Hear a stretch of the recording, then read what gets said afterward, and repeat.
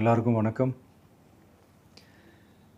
இந்திய அரசியல் சாசனம் நம்ம தமிழ்நாட்டில் இருக்கிற எல்லாருக்குமே கொடுத்துருக்கிற உரிமையில் ரொம்ப ரொம்ப முக்கியமானது ஓட்டிங் ரைட், வாக்குரிமை. ஒரு மனுஷன் உயிரோடு இருக்கான்றதுக்கு அடையாளமாக இருக்கிறதுல அவனோட ஓட்டுரிமை ரொம்ப முக்கியம். அதனால தான் voting is not only our right but also our life. ஒரு முக்கியமான விஷயத்தை பற்றி இப்போ நான் உங்ககிட்ட ஷேர் பண்ண போகிறேன். இது நான் ஃபஸ்ட்டு கேள்விப்பட்ட உடனே எனக்கே ரொம்ப ஷாக்கிங்காக தான் இருந்தது. இப்போ நான் பேசிகிட்டு இருக்கிற இந்த நேரத்தில் தமிழ்நாட்டில் இருக்கிற நம்ம யாருக்குமே ஓட்டு போடுற உரிமையே இல்லைன்னு சொன்னால் நம்புவீங்களா?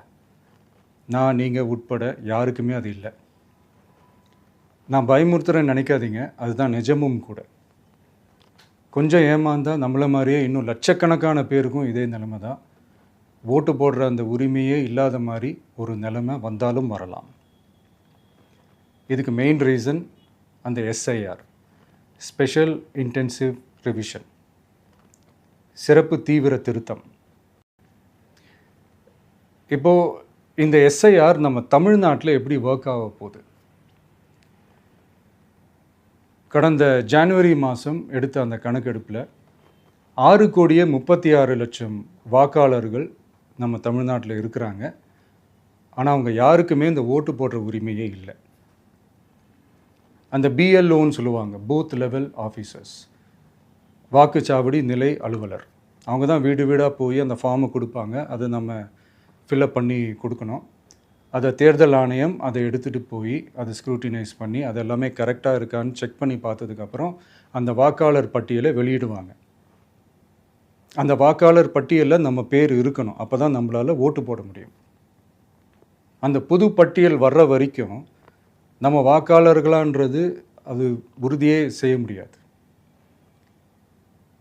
இன்கேஸ் அந்த புது பட்டியலில் நம்ம பேர் இல்லைன்னா அது ஒரு தனி ப்ராசஸ், அது ஒரு தனி ஃபார்ம், அது ஒரு தனி கிளைம்ன்ற மாதிரி அது ஒரு வேறு வேலை. ஸோ இந்த மாதிரி நிறையா சிரமங்கள் குழப்பங்கள் இருக்கிறதுனால மக்களுக்கு இது மேலே ஒரு கன்ஃபியூஷன் ஒன்று இருக்குது. இது என்ன வெரிஃபிகேஷனா இல்லை ஒரு மறைமுக ரீரெஜிஸ்ட்ரேஷனா இல்லை இது ஒரு நியூ ரெஜிஸ்ட்ரேஷன் மாதிரியே தானா அப்படின்ற மாதிரி நிறைய கன்ஃபியூஷன் இருக்குது. அவங்க செய்ய வேண்டியதெல்லாம் ஒன்று தான். இந்த மாதிரி வீடு வீடாக போய் அந்த என்யூமரேஷன் ஃபார்ம் நம்ம ஃபில்அப் பண்ணி கொடுக்கும்போது அதுக்கான அக்னாலேஜ்மெண்ட்டை அந்த பிஎல்ஓ அந்த ஆஃபீஸர்கிட்ட இருந்து நீங்கள் வாங்கிக்கணும். அது ரொம்ப ரொம்ப முக்கியம். இது நான் சொல்கிறது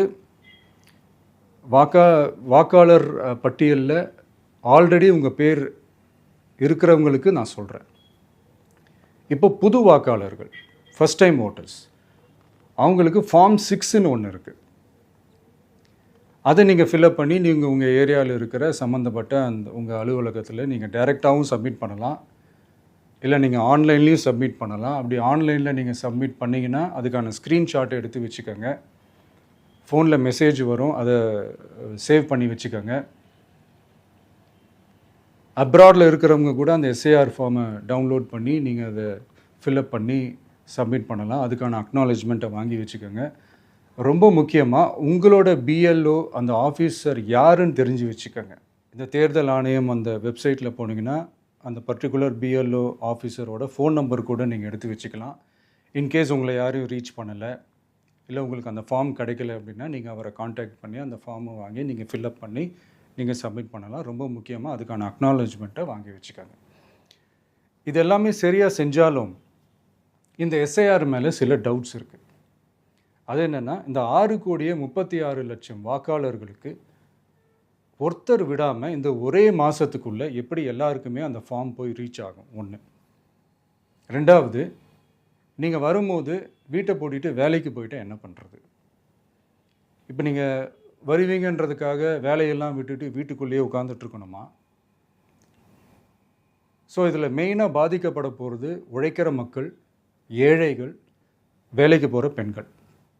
இவங்களுக்கு யார் கரெக்டான அந்த பதில் சொல்ல போகிறது? ஒரு நியாயமான எஸ்ஐஆர்னால் என்ன நடக்கணும்? இப்போது இறந்து போனவங்களை மார்க் பண்ணி அதுலேருந்து டிலீட் பண்ணணும். இப்போ போலி வாக்காளர்கள் இருந்தாங்கன்னா அவங்கள மார்க் பண்ணி டிலீட் பண்ணணும். இப்போ ஆல்ரெடி ஓட்டு இருக்கிறவங்களுக்கு எதுக்கு இந்த ரெஜிஸ்ட்ரேஷன் என்ற பேரில் இவ்வளவு குழப்பங்கள் அப்படின்றது தான் எங்கள் கேள்வி. இப்போ புதுசாக வர வாக்காளர்களையோ இல்லை ஓட்டு இல்லாதவங்களையோ சேர்த்தா பத்தாதா? இப்போ ரீசெண்டாக நடந்த இப்போ எலெக்ஷன் 2021, 24 எப்படி எல்லாருமே ஓட்டு போட்டோம்?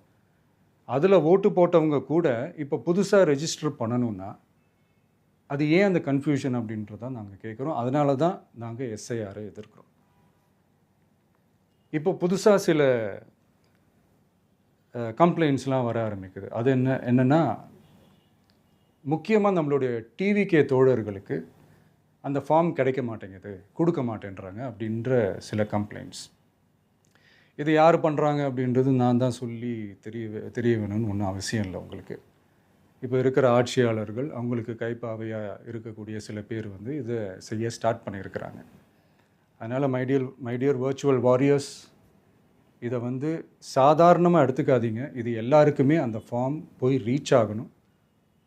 இதில் ரொம்ப உறுதியாக இருங்க. அதையும் மீறி உங்களுக்கு அந்த ஃபார்ம் கிடைக்கலன்னா இருக்கவே இருக்கும் ஆன்லைன்.